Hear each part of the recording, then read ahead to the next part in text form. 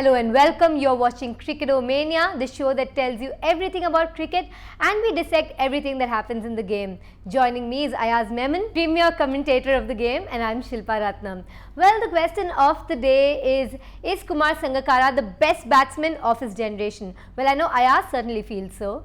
Well, I think he's made a very strong claim to being recognized as such because he's made 100 Lords in the last test match that Sri Lanka played. And if you look at his career graph, especially over the last 3 or 4 years, he's just taken such giant strides to becoming, I think, being a serious kind of a contender to people like Sachin Tendulkar, Brian Lara, Ricky Ponting, Rahul Dravid. It was not till in the last maybe year and a half that these guys have been taken, or Sangakkara has been taken as seriously, because everybody thought the best batsman in the world is either Tendulkar or Lara or perhaps Ponting, maybe Dravid, Jack Kallis, but Sri Lankans, especially Jayawardene and Sangakkara, were not considered as strongly in the running, and especially this personal milestone of his at Lords, this century, puts things, does it actually elevate him in the table right now? Well, not because he's made 100 Lords, that's got a different dimension to it. Right. Because Lords is considered the mecca of cricket. Okay. And it's an anomaly that some of the greatest players have not made 100 Lords. And this might be his last because he's 36 years old. Yeah, he's 36 years old, so he's unlikely to play another test match there again. But guys who have not made 100 Lords, Sunil Gavaskar, Sachin Tendulkar, Brian Lara. All the greats. These great batsmen have not made 100 Lords. Sangakkara has made 100 Lords, so he's got something which others haven't. But more than that, I think if you look at the number of runs he's scored, and his average is magnificent, 58 plus, which is over a 15-year career, it's phenomenal. Right. Can we just get the first table up, please? Okay, so here you are. Yeah. These are the guys. This is by batting statistics. Right. So you've got Don Bradman, who's on top, because with an like 99.94, he's the ZS of batsmanship. 99.94, and his distant second at 60. And then the mortals come in. Right. That guy was Superman. Then you've got Sutcliffe, Barrington, Weeks, and Sangakkara, and these are all people who've played enough number of tests. But look at Kumar Sangakkara, 123 test matches, 11,298 most number of test runs. Matches played. Yeah, so normally, when you play so many matches, you would obviously difficult to have that kind of consistency and this kind of an average. And what I also consider very important is that number of not outs boosts your average. Okay. He's got 210 innings, 17 not outs, which is not too many. Like Everton Weeks, not too many, 81, 5 not outs. Because he has but if he had twice the matches. If he had 30 not outs, his average would be 60 plus. Okay. That's how averages are computed. It really pushes it over the edge. And also the fact that he's also wicket keeper and specialist batsman. So therefore he's an all-rounder, He's a wicket keeper batsman who started off essentially as a wicket keeper, could bat. Now he's no longer keeping wickets except in limited overs cricket. But he's become a phenomenal batsman. In fact, somewhere we'll get the statistics where, how different he has become. We have the table. As a wicketkeeper, this is really interesting. It's it tells you a story. In 48 matches, Kumar Sangakkara kept wickets, and his batting average was 40.48. Right. And subsequently, can we see him as a specialist batsman? As purely as a specialist batsman? No, these are home and away. No, that's home and away. That's wicket. Now this is amazing. Look at it. When he has given up wicket keeping, 75 matches, his batting average is 70.52, which is higher than any other batsman in the history of the game except Bradman. Almost half, almost double of that. He's almost doubled it. So without having the burden and the responsibility of being a wicket keeper, which can be very demanding, very taxing physically. Right, because you're there for the entire length of the game, and then for your and therefore look at the number of hundreds he scored in 75 matches, 29 hundreds.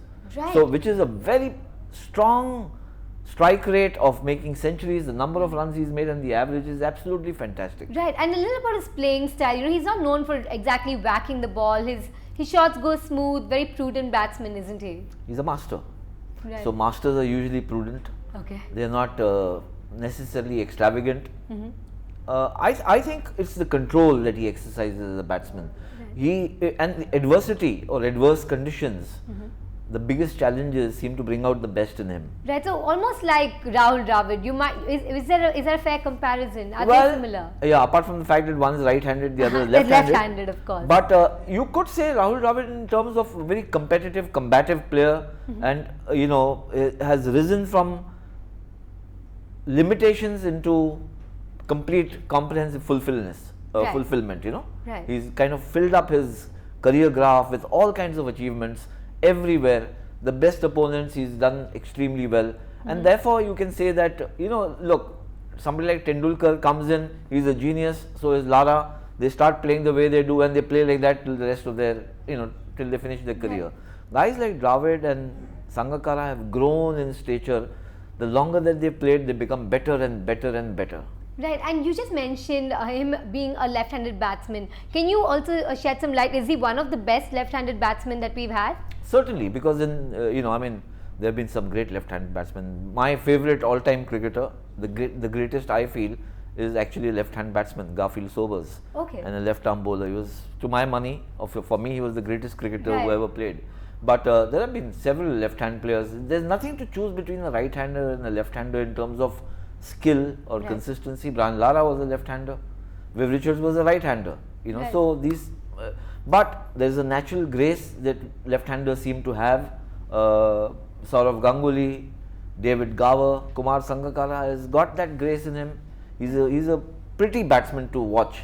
Okay. Maybe not as stylish as his comrade in arms Mahela Jayawardene, who's been absolutely fantastic also. But I think he's also been a great batsman who hasn't got his due between from the Sri two Lanka. of them, they've held up Sri Lankan cricket, you High, know, high as batsmen. And then of course they've had bowlers like Murli Tharan and some of the others who've The Dusra. actually Sri Lanka, because it's a tiny country and doesn't have very high decibel value in terms of media, it's not being propagated enough. But their cricketing achievements over the last, I think, 10, 12, 15 years have been really very good.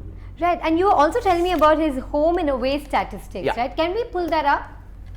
So these are his stats home and away. Now you will see that he's done extremely well at home. He's averaging 77.87, you know, and these are matches that he's played as a batsman, not as a wicket keeper.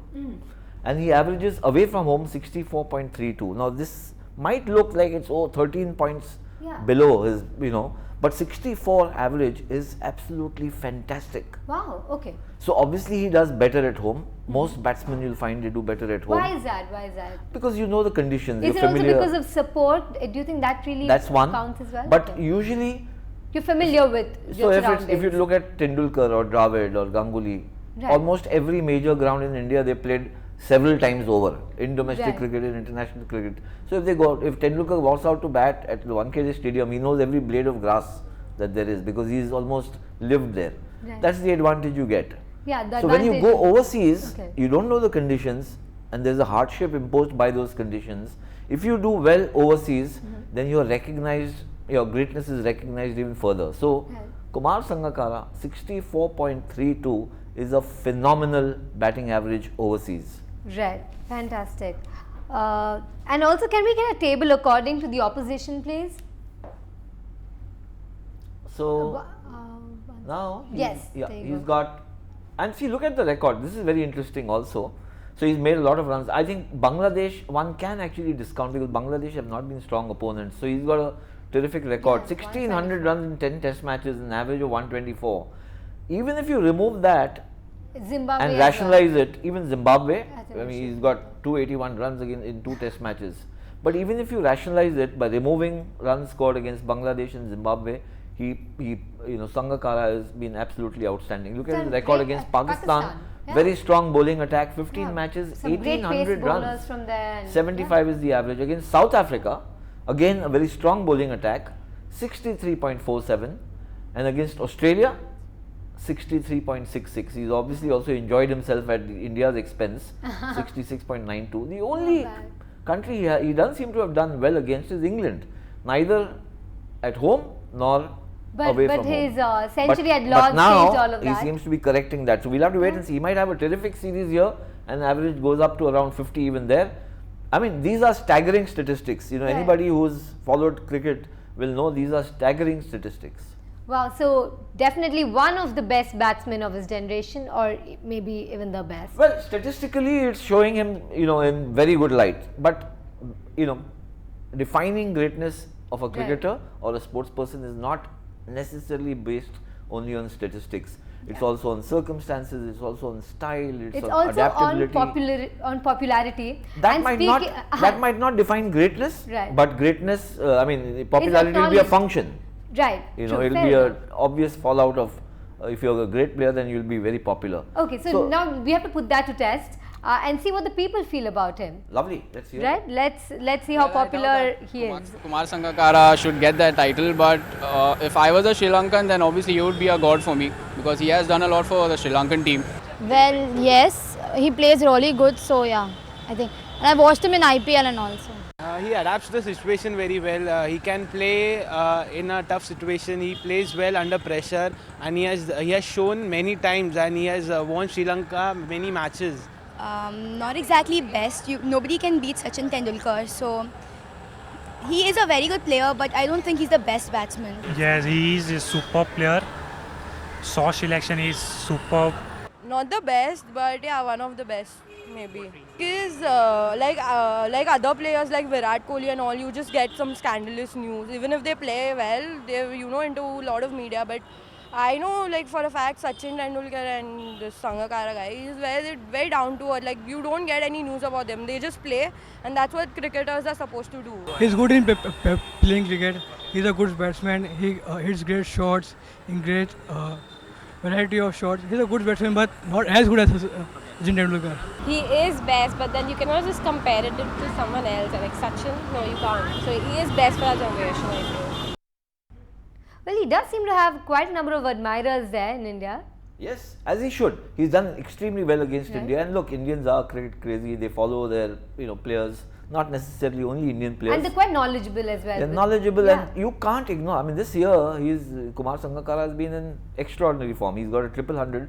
Even if it's against Bangladesh, a triple hundred is a triple hundred is a triple hundred. Right. Not easy to score. So I think beyond all that, and which is where I feel perhaps he's ahead of his contemporaries, the modern greats, which is beyond just what he does on the field. Right. In the definition of his entire cricketing personality, he's been very statesman-like. Okay. The spirit of cricket lecture that he gave at the MCC a couple of years ago was absolutely brilliant. He's an educated young man. He was studying law when he made his career. He's not a guy who broke into cricket as a teenager, 16, 17. He was 22, 23. 22, yeah. So he was finishing his law, was just studying law. He thinks about the game. His lecture, as I mentioned, was very illuminating because it put Sri Lanka's position not only as a cricketing entity but as a political and as his national identity in the context of cricket, which was extremely well thought out and articulated. And evoked a lot of empathy. It evoked a lot of, not just empathy, I think it evoked a lot of thought amongst people who listened to it. Right. It's not a big country, it's not a powerful voice even in the cricket world, but Kumar Sangakkara and some of the others have actually taken the country and put it out in front of the world. So I think Sangakkara, I've met him a couple of times. Right. In Sri Lanka, in India. He's very well spoken, well behaved, obviously well behaved, though on the field he can be a bit of a jabberer. Yeah, he's quite known for his sledging, isn't he? And he's defensive. He talks about it. He says sledging is not just abusive. He's not abusive. Yeah, but he's quite a mind game player. What they call causing mental disintegration of the opponent. So he's not averse. He's a very competitive, very fiercely competitive cricketer. So he takes sledging from the others and he gives it back. So in that sense, he is more modern than classically the gentleman cricketer you might imagine, but it's not beyond, he doesn't take it beyond, he doesn't push the envelope where it becomes abrasive. Right. So I think that's fair. According to me, I think that makes for a great, battle contest in the middle. All's fair in cricket, is it? Not all's fair in cricket, but you can't have, pehle aap attitude in cricket. This is sport, it's competitive. But I think what Kumar Sangakkara has brought to the game is richness, not just of his cricketing talent, but richness of his intellectual abilities also. He's a thinker about the game. I think going ahead, he can and he must play a larger role in how this sport evolves. Definitely, and you shed some very interesting light on him there. I didn't know many of those things. I had no idea that he was such a great orator, or the fact that he'd studied law. But I do have, I did know a little bit about Sangakkara before this, but let's see how much the people knew about him. We went out on the streets and tested their Sangakkara knowledge. No, and I don't have any idea. Okay. I don't know.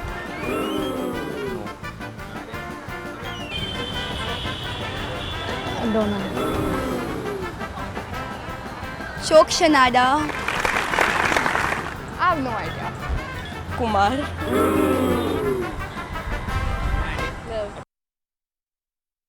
Maybe 3-4 years back or something like that. From 2009. I think so from 2007, 2008. Yeah. 9-10. You are 9-10. 2007 to 11. 21st century. 2000 to something. 2000 to something, I don't really know. 2001 to 2012. 2005 till the present. I don't know. Could be 5 or 6. 4th or 5th maybe. Second or third. I think 5th or 6th. Current. The second? Okay, second. No clue. 6 point something, I don't know. No clue. I have no idea. Listen, I don't know anything. Must be 18, 19. Age 21, 22. From 25, 26. 20, 21. I think it's 21, 23. 17? Around 17 to 18. 22. 21. 22. Now, if you're watching that quiz and you're upset that you didn't know most of those answers, don't despair. The only answer you need to know is the one to the question that's going to be asked by Ayaz right now. And if you do know the answer, you could stand a chance to win a Flipkart voucher. Well, Ayaz, you asked me this question before and I had no idea. Why don't you throw this googly at the viewers as well? Okay, so Kumar Sangakkara earlier this year made a triple 100 in a test match. Right. Not at Lords, that was 100, but a triple 100 against Bangladesh. Right. So he's the latest in the triple 100 club. Right. But I don't my question is, who was the first, and incidentally, the player who made a triple 100 in a test match and never played another match again? Right. So Which he is made a triple century and then he never played again. He never played again, which is an anomaly you would imagine, because if Complete somebody who makes a oddity. triple How 100 could would that be happen? an automatic selection for the next match. Yeah. But here's this guy, he made a triple 100 Right. and never played another match again. Was it Don Bradman? Well, I'm not letting you know now. You'll have to send me the answer. If you win it, you'll get a Flipkart voucher. Right. So what you have to do is you have to tweet at Boom News TV, at the Cricketwala, and you could stand to win that Flipkart voucher that you have, unless I steal it from Ayaz before that. But thank you so much for joining us on this episode of Cricket Mania. Until next time.